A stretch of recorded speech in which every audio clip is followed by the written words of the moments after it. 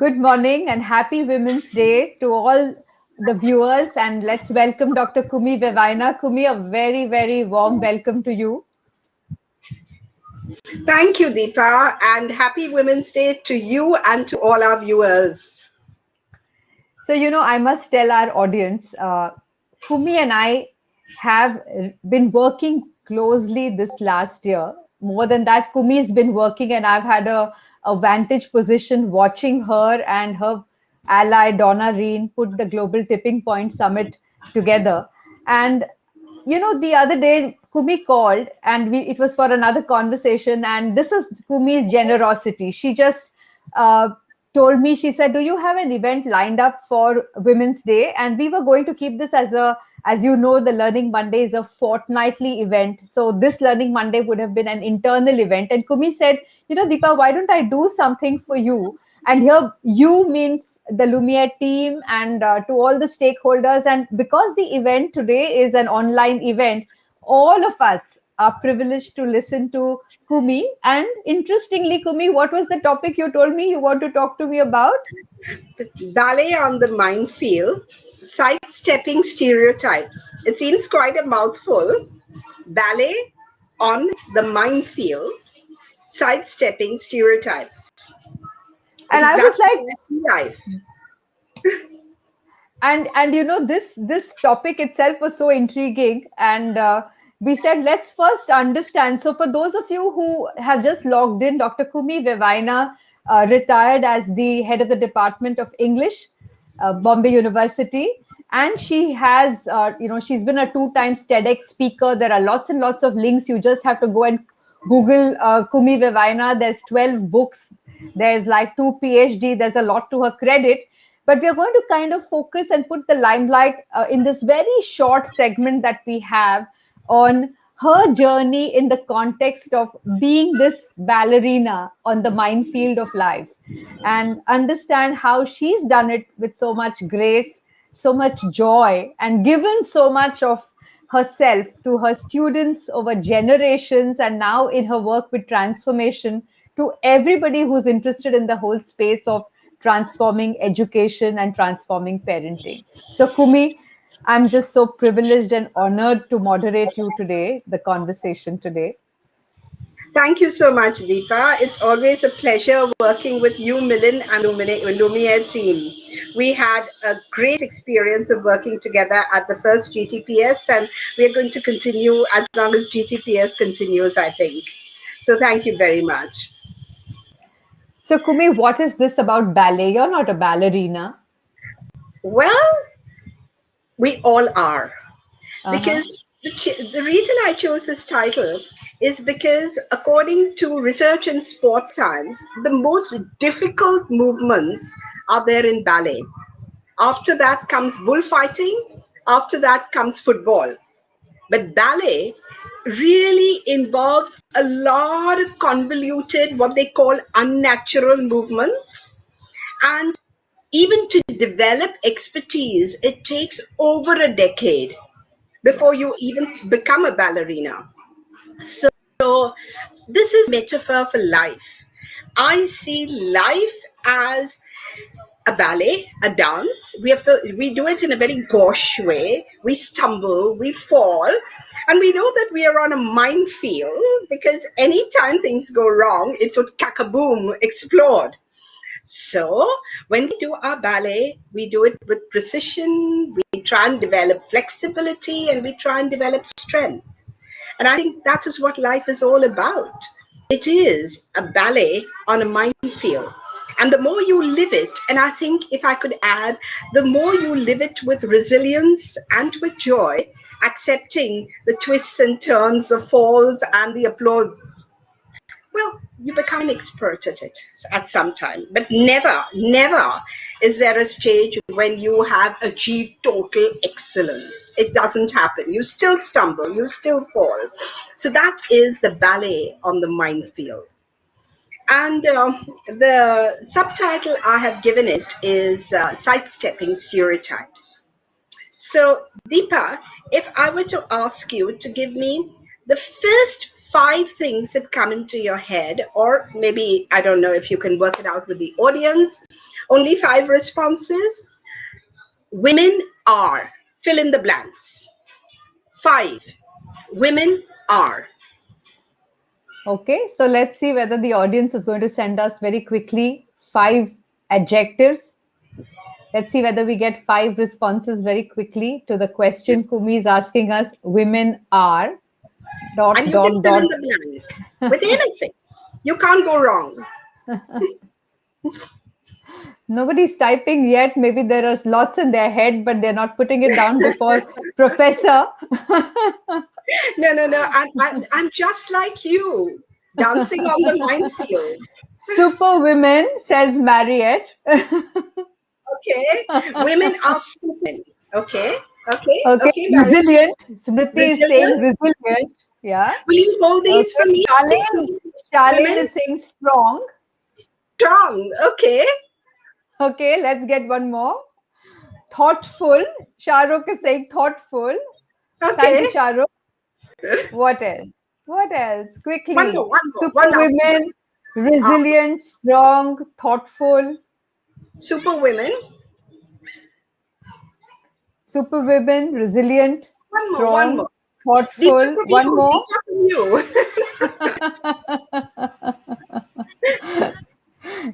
Light. Okay. All right. These are very, very interesting. Kind. Okay, Smita saying kind. Yes, thank you. Multitaskers. Oh, wow. Empathetic. Okay. They're on the floor. Wow. So we can go on forever with all of this. And keep them coming. We may not call them out, but put down what you think women are, your adjectives, and we'll have this nice long list for us to look at and smile. Down. So keep putting them down.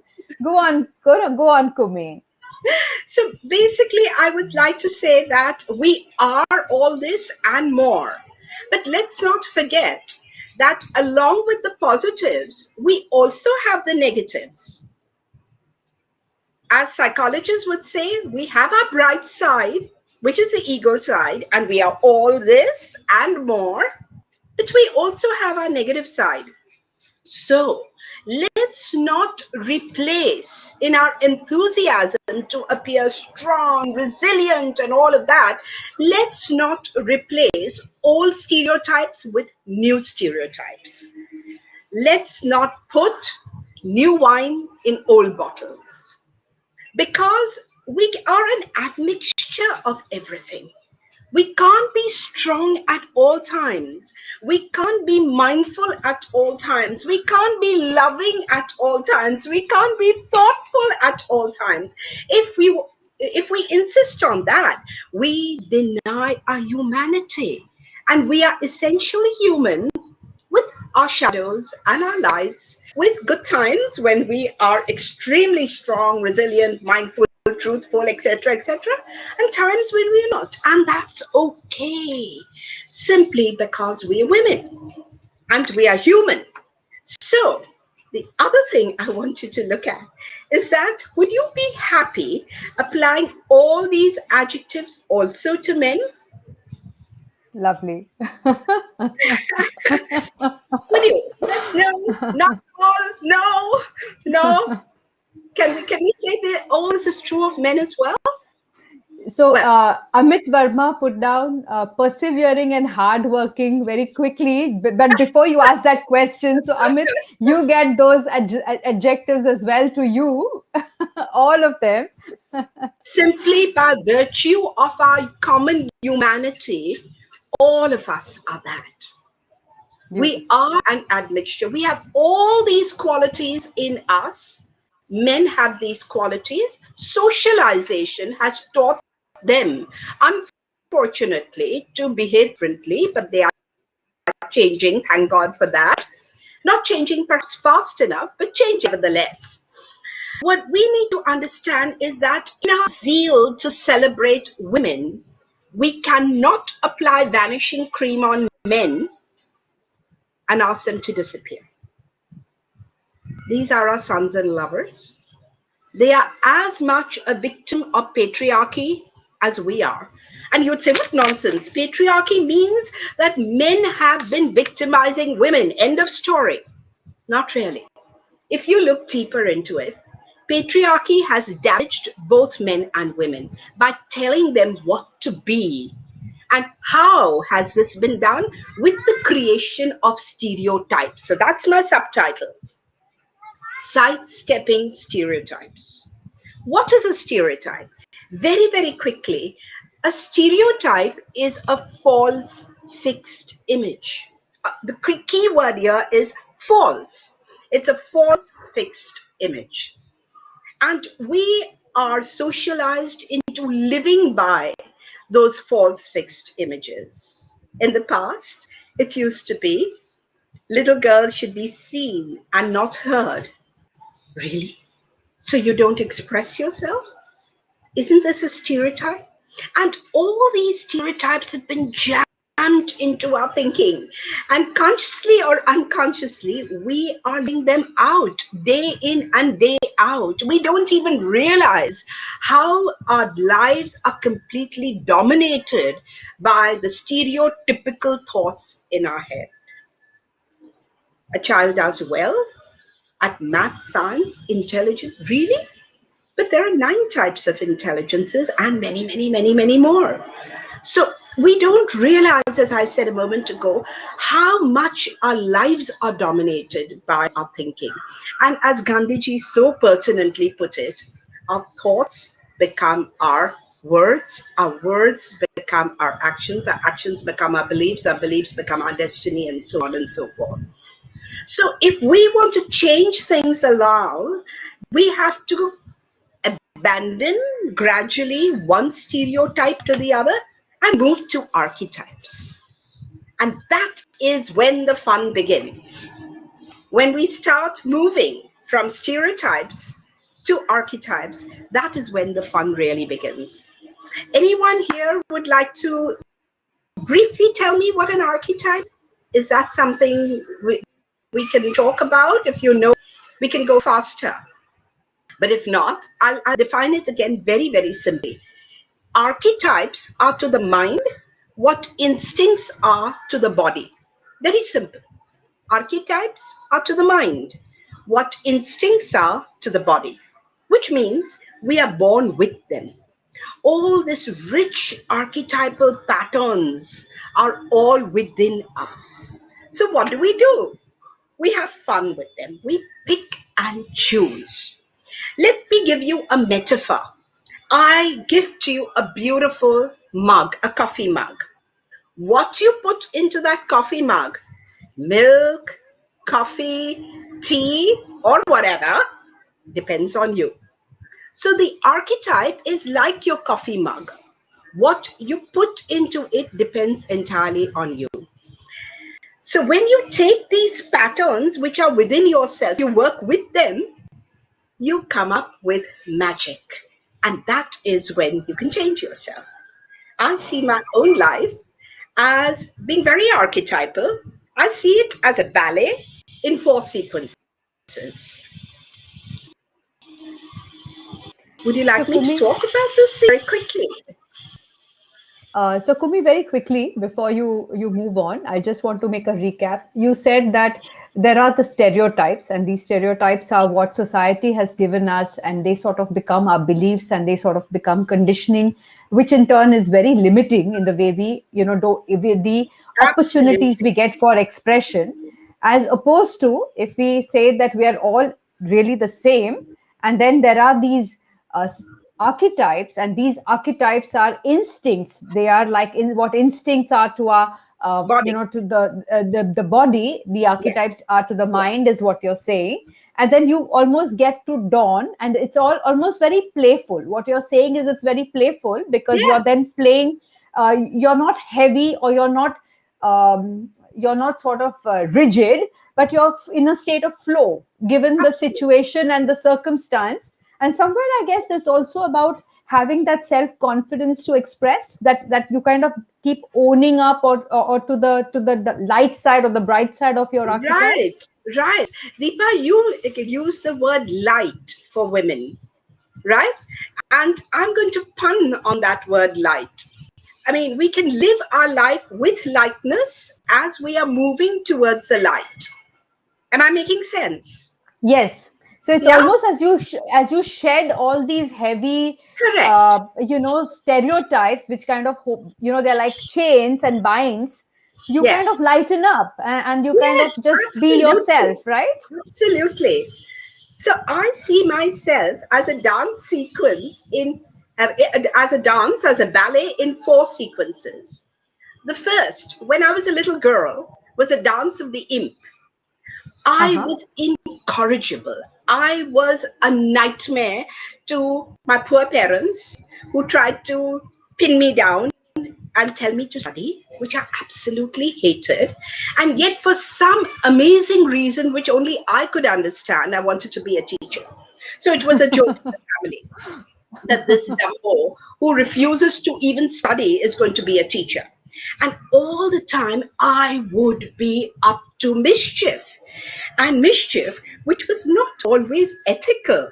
Believe me, it was not always ethical. It was mischief for the sake of mischief or mischief for the sake of revenge. If a Hindi teacher took away my favorite eraser from the table, saying, I likes it, I takes it, then I'm going to take revenge on her by encouraging the boys to put snuff on the fan. So, as I said, I was not completely ethical, but nobody caught me out. I was so slick that I was made the head girl. Nobody caught me out. I had this expression of butter won't melt in her mouth. That was my imp phase, the dance of the imp. When I went to college, I came across a teacher who made me fall madly in love with literature and also psychology. These two became my absolute passions. And I really understood what it meant to be on the viewless wings of poesy, as John Keats would say. I then started the dance of the stargazer. I fell in love with literature. I fell in love with rhythm. I fell in love with music and dance and all of that. That was my second phase when I read and read and read voraciously and wrote papers. Sometimes my papers were rubbished. Sometimes I was told I was not good enough and I had to try again and try again. But I had my eyes set up to the heavens. So that was the dance of the stargazer.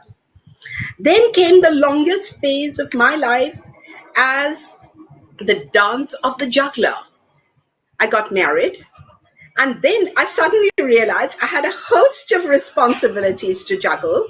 And I suddenly became wife, mother, daughter in law, sister in law, granddaughter, teacher, storyteller, whatever. I had just so many responsibilities to juggle. And that really required a lot of astuteness on my part. So that's when the ballet became a little more refined. Yeah. And I realized, hey, I can do it all. I can. So it wasn't easy at times. There was a lot of frustration, anger, self-pitying, all of that.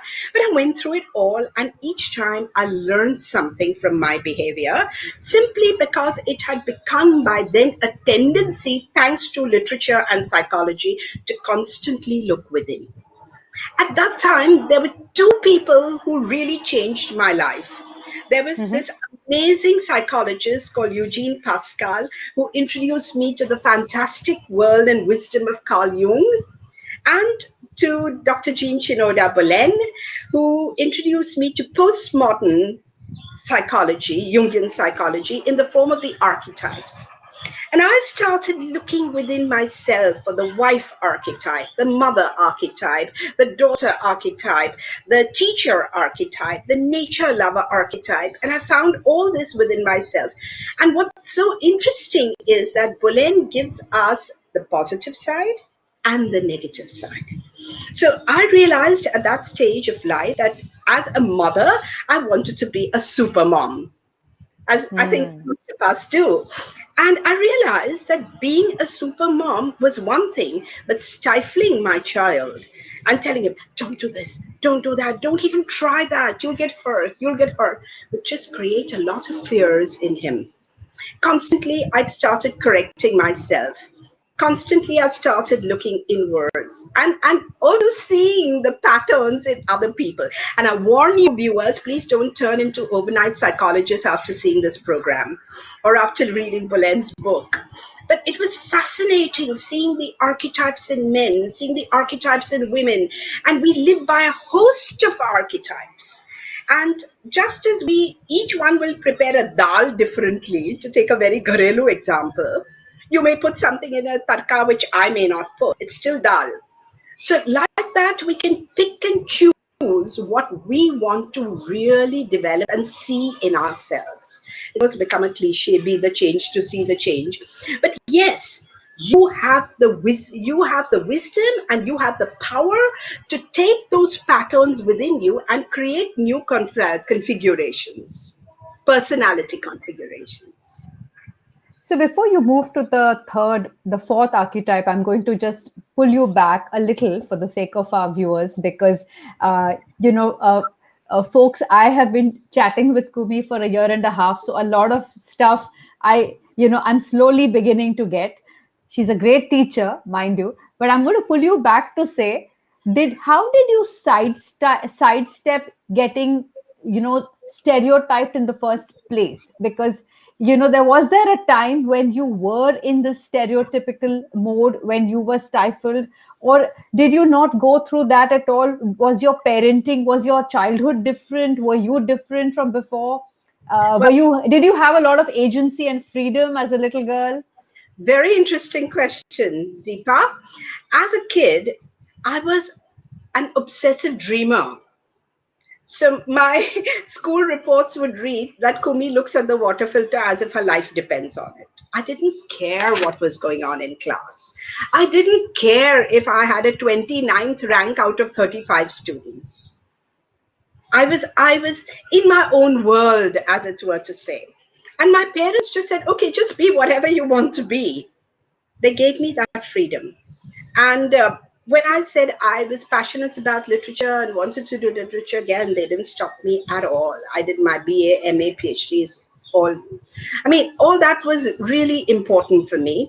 And from my study of literature, I started really understanding how, if we really try to fit into stereotypical molds, we're the only ones who end up being unhappy, and perhaps maybe our loved ones too, because we're so keen on being what we are not. We are not authentic.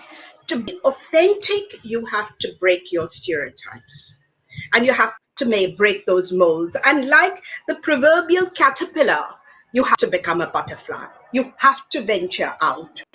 So this was my thinking. And when I felt that my teachers would appreciate my literature essays and say, well, the thinking is so innovative and so daring.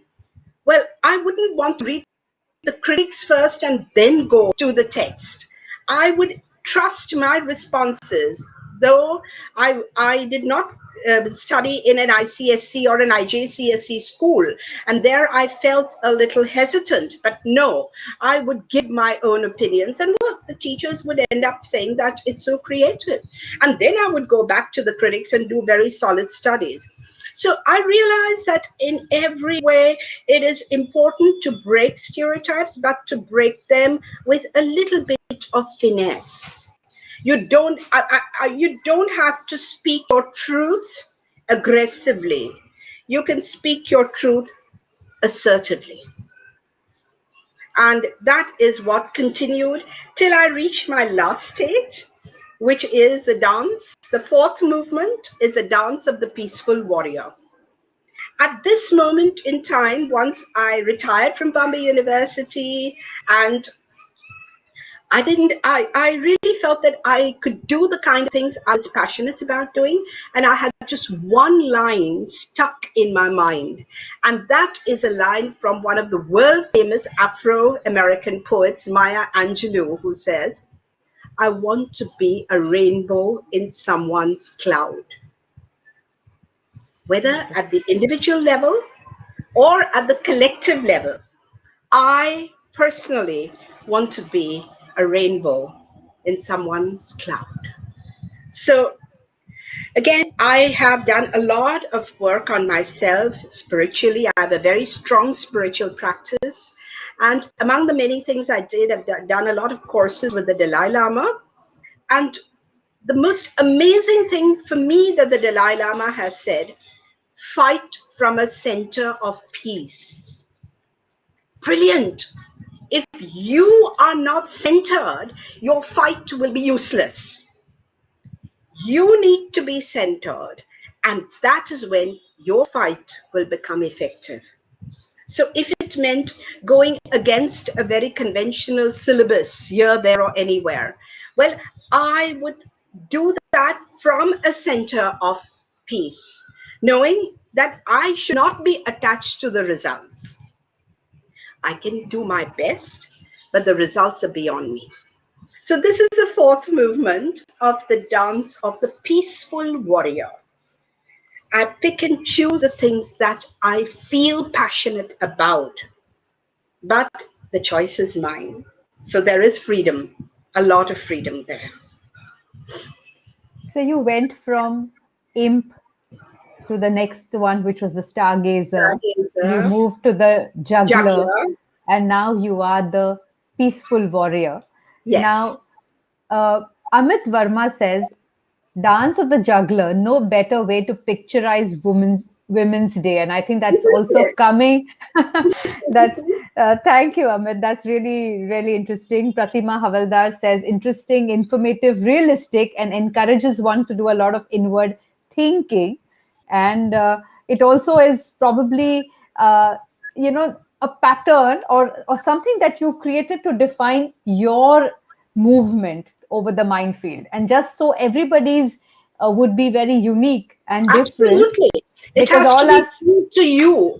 My dance is my dance, but your dance is your dance. But if you perceive it as, oh my God, life is so difficult, as you say, if you are self-pitying, or if you are angry, or if you work with low self-esteem, or if you say, I can't do it.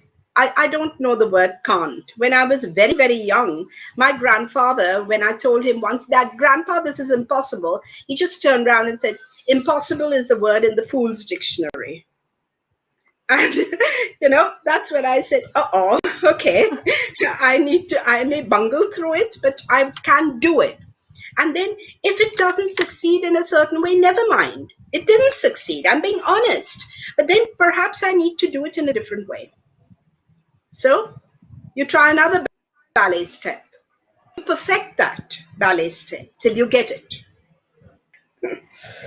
Could be there are times when in especially I'll come back to the juggler stage, because a lot of people watching, a lot of women watching, men watching, whether it's businesses, whether it's our own lives, also given the fact that there is so much of complexity, all of us in a sense, Women's Day or otherwise, are in this mode of juggling. Yeah, things will fall.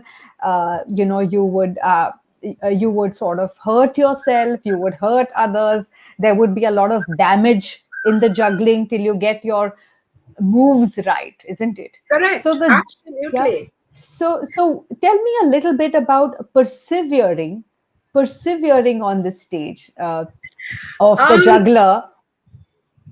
Absolutely. I mean, a few eggs may break when you first try juggling eggs, but that doesn't mean you give up. When you start walking, you're going to stumble, but that doesn't mean you give up walking. So I think perseverance and resilience with what is now called a growth mindset is absolutely essential. I mean, I have lived by this idea that I don't want anyone or anything to take away my smile. And Deepa, you know this as well as I do, that on 5th September, I had a terrible, terrible fall. And on 6th September, from the hospital, I was on Zoom with Benaifa Zawkat, which is not to say I'm great, grand, wonderful. I was in agony. But again, disciplining your mind. This is important to me. This is important to the audience. My few words might make a difference and encourage the speakers and the viewers, being the founder director. So again, it's all a question of being strong in your mind. And I think one of the most damaging things that parents can do today is to put a little crown on their little ones and say, oh, my baby is fragile, handle with care. No, I'm not being sadistic, but a few knocks will only make you stronger. I don't think we need to be so overprotective and just go out of our way to save our children from anything. Then children can't take criticism. Oh, this is, I can take healthy criticism, I cannot take unhealthy criticism. Well, both. You learn how to deal with both because that is life. So I think the biggest gift that parents can give is to allow the child to say, all right, this is a situation, I'm with you, I understand this, but how do you think it could be dealt with? What is the most effective way you think it could be dealt with? And the children will kind of come up with their solutions. They will believe that the solutions are within themselves. And then they don't grow up to be weak adults who can't take any bit of criticism, who kind of walk away from a job because the boss has said this or somebody else has hurt their feelings. Oh, no, no, no, no. All that is part of life. It's all part of life. That's why the more you turn inward and say, okay, I'm frustrated just now. How do I deal with my frustration? You know, Deepa, I'll tell you something. It's extremely effective if you can label some of your emotions which you feel: anger, frustration, jealousy, guilt. These are all human feelings. So you're going to feel them and decide in advance. If I feel jealous, I'm going to ask myself this question. It's all about yourself, and that is when you gain in strength, not by going to the gym and developing super muscles, but you gain in strength when you start saying, oh, this time I really gained a victory over my own negative emotion. I don't need to go to a shrink, I don't need to go to anyone. I know I have the strength to work it out for myself. And I think that is the way I have actually lived my life. So I'm going back and forth balleting and doing movements with you, so you don't mind that, don't you? Not at So all. I'm going to pull you in back to the transitioning from the imp to the stargazer, and there were two turning point moments at that time: finding the right teacher, or finding in the hero's journey you meet someone at that point in time who inspires you and who sort of gives you that magic potion, if I may, to either start stargazing or to open up your curiosity, or to sort of make you explore and observe and reflect. So tell me a little bit about this transition from imp to stargazer. Was it like a one instant thing, or was that, were you outgrowing that imp phase of the No, mischief? I don't think I was outgrowing my imp stage. In fact, the imp stage made me feel very powerful because, as I told you, I could get away with all the mischief. So the imp stage was very alluring. But then there came this teacher who read literature with passion and who who actually insisted that I should write research papers. And being the kind of student that I was, research paper was a far cry from anything I'd ever done.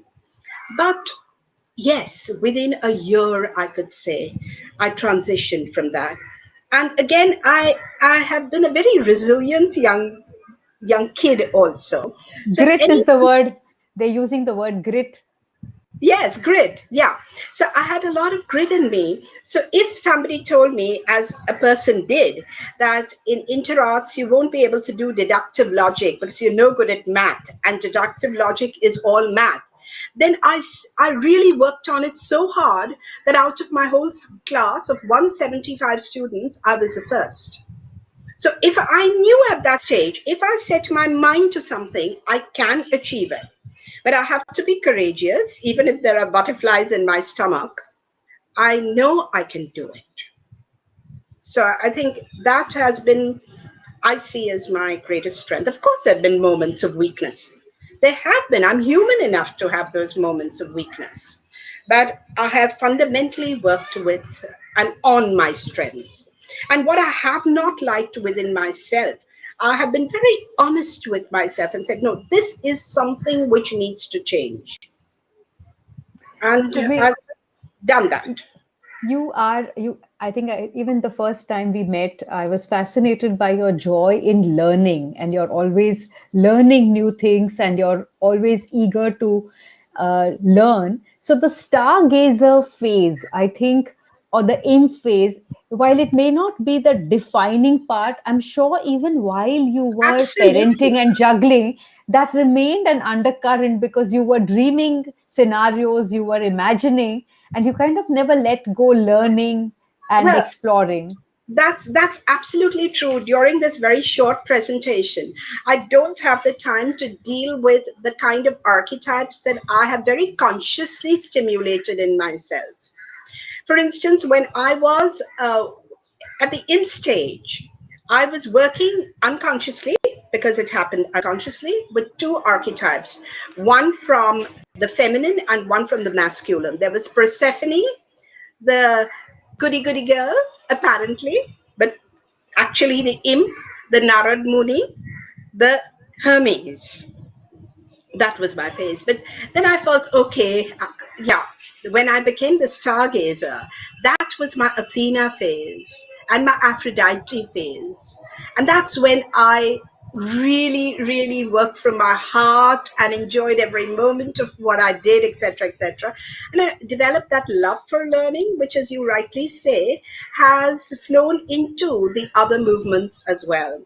So even in a ballet, you do repeat a few movements, don't you? Yeah. So this is, as you very astutely pointed out, these movements are repeated because my love for learning is kind of insatiable. If you mention a new book today and it excites me, I want to learn.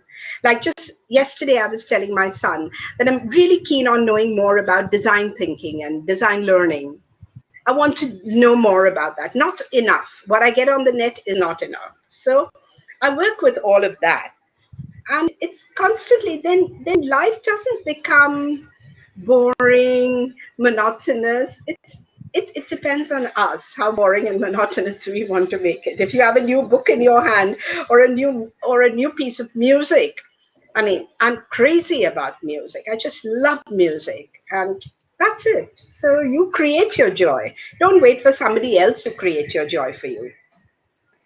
Now the peaceful warrior phase, and Yeah. you talk about very consciously embracing that part of you, which is through by centering yourself, by disciplining, which you've done all of your life.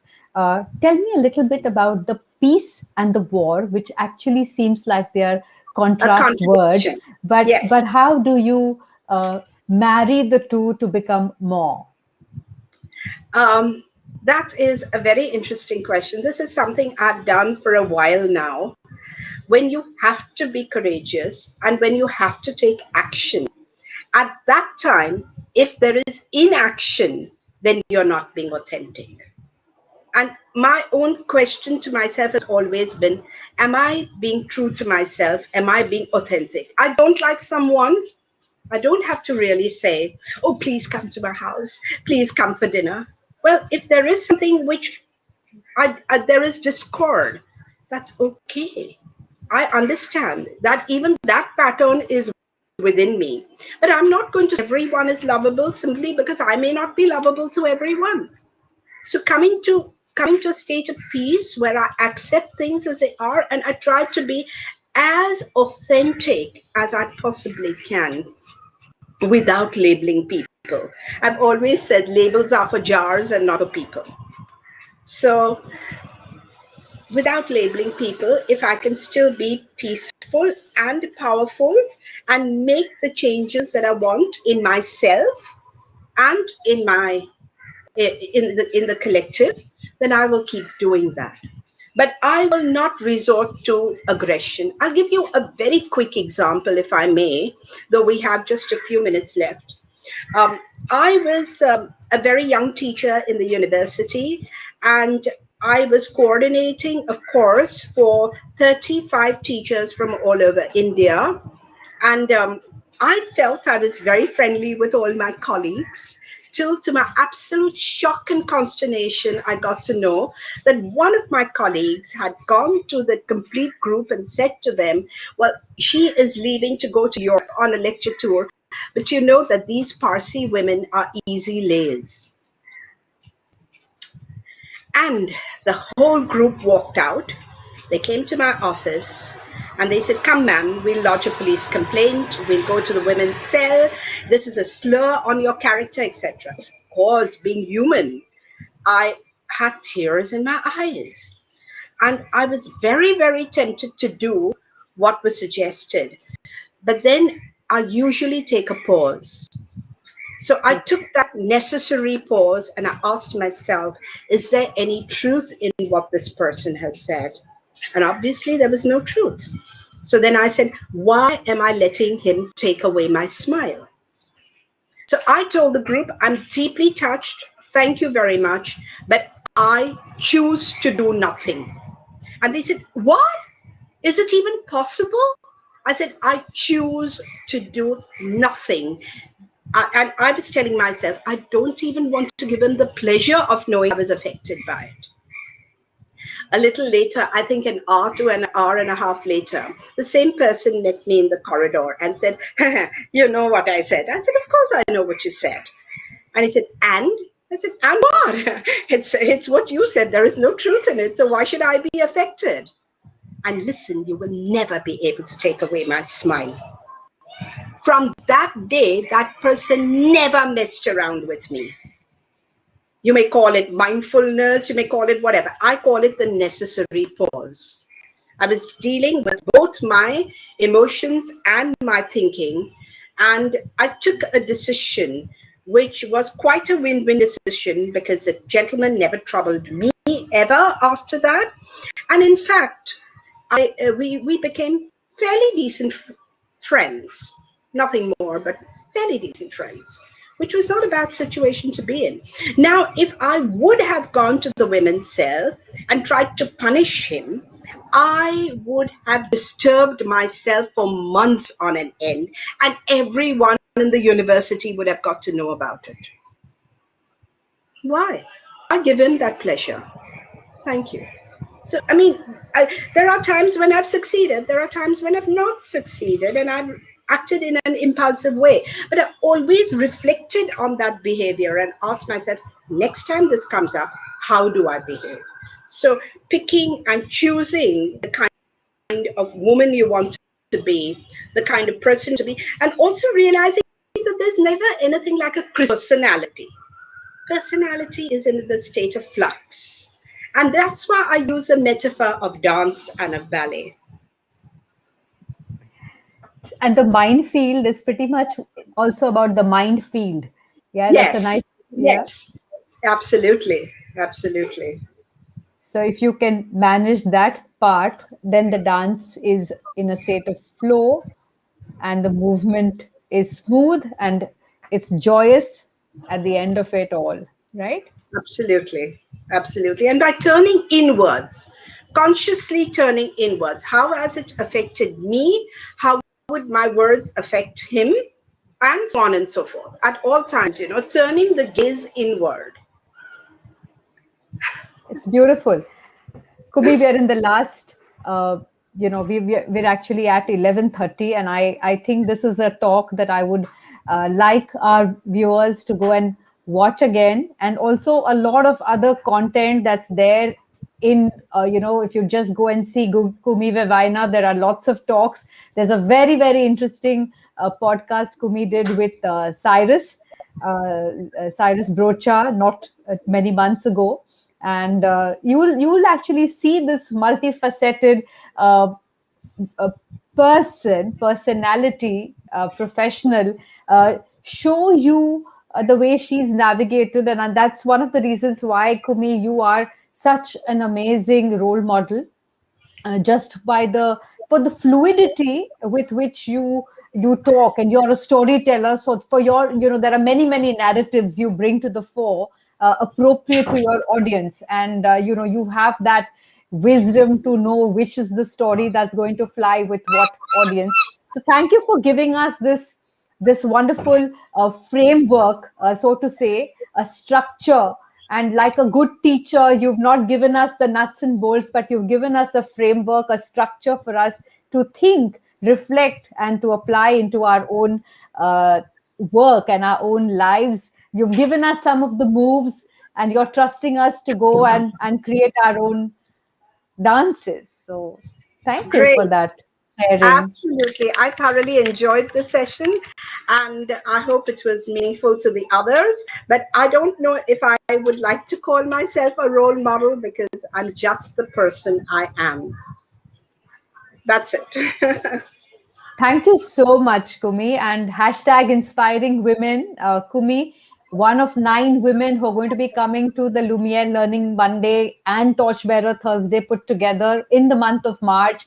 If you haven't listened to the earlier talks, Aparna Santanam, Rajam Iyer, now Kumi, and we've got 6 more lined up for this month. Charlene says, "You are you, are you are," and that goes on. Thank you, Charlene, for that. Thank you so much, audience, for watching, and those who come back and watch again, or those who are going to watch this later. That was Dr. Coomi Vevaina in conversation on Learning Monday, talking about the subject ballet on the minefield. Thank you so much, Coomi. Bye bye. And a happy Women's Day once again.